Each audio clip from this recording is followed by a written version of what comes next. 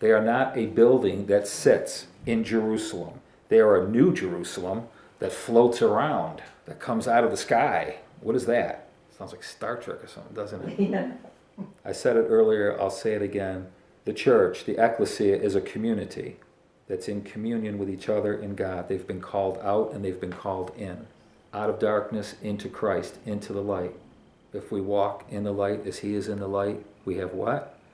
Fellowship one with another. Amen. That's what walking in the light is about. Yes. Is having fellowship, being part of the community, being in communion with each other. The spiritual entity that God is building, that has received more and more and more callings and called all of that cannot be denied, to act like it doesn't exist. Now that's weird. Yes. Or to see yourself as a denomination and that's it. That's weird.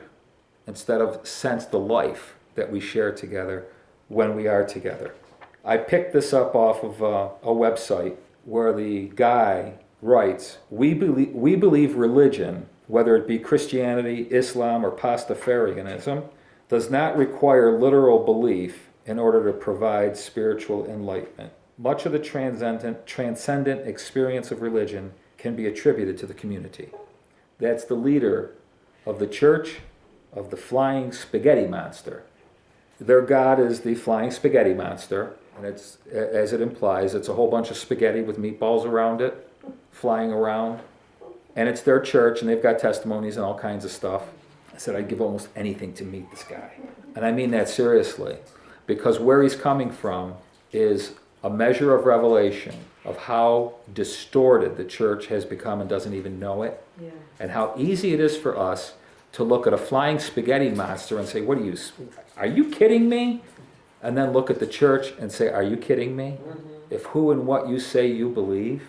It's sad that it's in the state that it is, because I went through the whole thing. I was intrigued by the guy because I sensed a level of revelation but not knowing how to articulate it. Mm-hmm. And that's all I'd really want to say to him. You've had a revelation that you didn't get from here. You got it from your Heavenly Father, but you're not articulating it very well, other than a bunch of sarcasm that's not really all that helpful. I mean, anybody can walk by somebody who's been hit by a car and say, oh, there's a guy hit by a car. We could probably find hundreds of people on a daily basis around us who could find all kinds of things about the church. But the question is, when will you come to him and spend enough time with him for him to be able to download a revelation that can make a difference and draw people so they can hear his voice, calling them from the place of darkness and the whole thing. It's a bit like Jonah going into Nineveh and just screaming and yelling at everybody. Well, he was on a mission, but I mean, screaming and yelling about what sinners they are, but not having a message of mercy from God that says, but if you repent, God will forgive you. There's like two parts to the revelation. There's the ability, which a lot of people think that's what prophets were meant to do, to stand up there and scream at how wrong everybody was. And somebody had said years ago that if you were able to hear Jeremiah or Isaiah, any of them, you would have seen that they were crying while they were bringing their messages. It brought them no joy to tell how far they had moved from the rock. We said a few weeks ago, Paul, when he was talking about the enemies of the cross, he said, and I'm weeping. We don't weep for the enemies of the cross. We want to kill them, get them off the planet. And Paul's saying, I'm weeping. I think about them and I weep. And he meant it. His heart was breaking. All I'm saying is that a revelation is a funny kind of thing. I mean, we could look at Peter in Matthew 16 and say, so how could he in one breath say that, you are the Christ, the Son of the living God, and then in another breath be telling him what to do?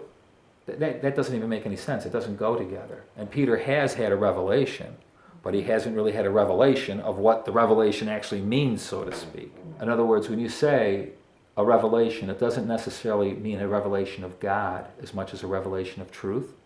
And once you get on board with that, there should be a way to go from truth to God, if you would. It's the same thing with people when they go for counseling and a variety of different things. Until they either have a revelation of how bad off they are, the pain gets to be too much, they accommodate their state.